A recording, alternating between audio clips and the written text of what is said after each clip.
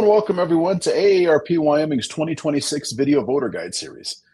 I'm Tom Laycock with AARP Wyoming, and today we're joined by Ogden Driskell, who's running for the Wyoming Legislature in Senate District 1, which encompasses parts of Crook, Weston, and Campbell Counties.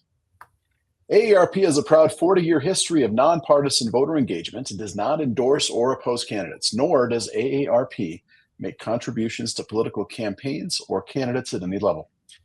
Instead, we ask questions so our members understand where the candidates sit on important issues and can make their own decisions on Election Day. Today, I'll ask Mr. Driskell 3 questions, allowing for a 1-minute and 30-second response to each. Then we'll give him 2 minutes to deliver his pitch to the voters of Senate District 1. So, Mr. Driskell, our first question is this. Recent AARP survey data suggests 80% of older adults wish to age in their homes and communities as they get older. If elected, what would you do to ensure Wyoming residents can stay in their homes and communities as long as they want? Thanks, Tom. I really appreciate the opportunity to do it. First, I already have. I've acted on it and done it through the years. I have been a huge promoter and supporter, both financially and through bills, of home health care and being able to do it. So that's an absolutely critical part of what we do. You'll find that I support it wholeheartedly going forward. It saves both the taxpayer and the state, as well as makes the families have a lot better situation. The very best care that can be given and the most affordable economical care is to allow someone to age out as long as they possibly can in their home. Absolutely a critical component. It's one of those things that is in the budget. We've heard from the other side that we want to cut health care. This is one of the areas that it actually gives a long-term benefit to Wyoming. We pay up front, but the payback is incredible, not only in the terms of families being able to stay as family units at home where they're comfortable, but also in the fact that we are saving dollars going out of our health accounts by putting people in nursing homes and other types of care. So really a common sense upfront initiative to be able to do it. I will support it wholeheartedly for my entire career. Thank you very much for the opportunity to comment.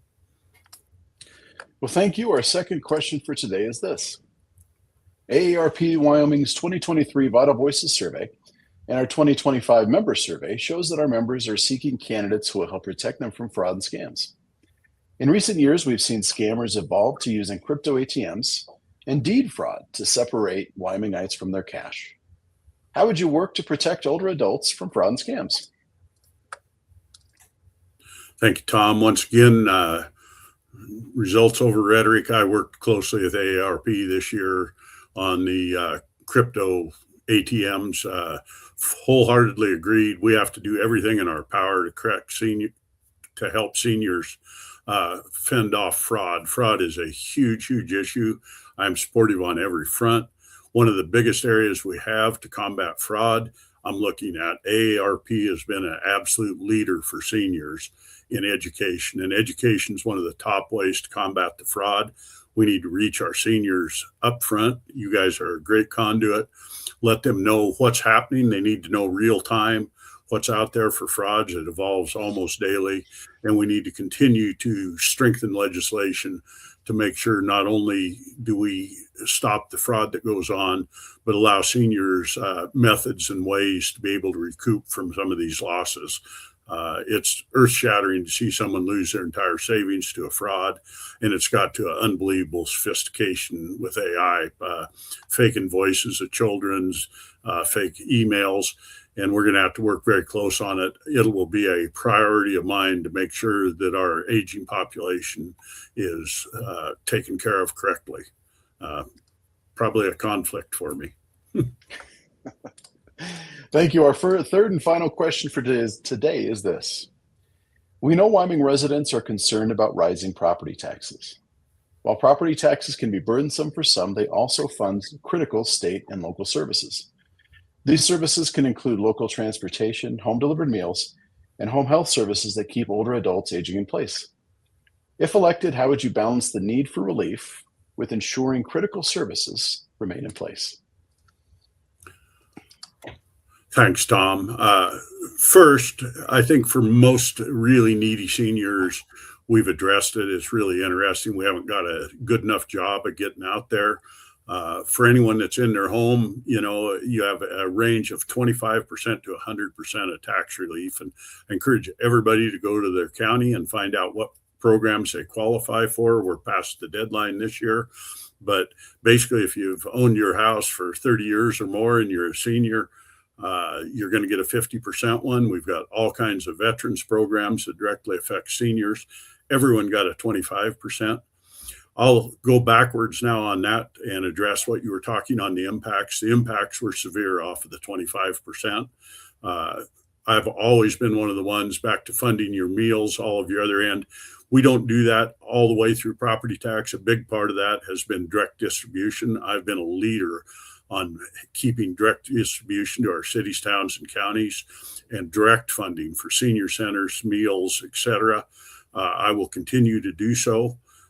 Seniors are really deserving of what help we give them. I will continue to be a leader to make sure they get what they need to keep our property taxes as low as possible while providing the necessary services that all of our citizens expect, not just the seniors, but all. Thank you. Well, thank you. And thank you for being such a good sport and answering our question. Now let's give you 2 minutes to explain why you're the best person to represent Senate District 1. So results over rhetoric and experience. And the fact of the matter is I am the best candidate, hands down. I have a long proven track record of advancing bills that provide jobs, economy, and income to the state of Wyoming, support of our seniors, and all the way across the board of our existing businesses, bringing new businesses in. I've been once again, a leader during my tenure. We put more money in savings than any time in Wyoming's history. 35% of our state's income now comes from investment income. I've been a direct leader in revitalizing those accounts, making them more productive and better for the people of Wyoming, which lowers tax bills for everybody. I am easily accessible.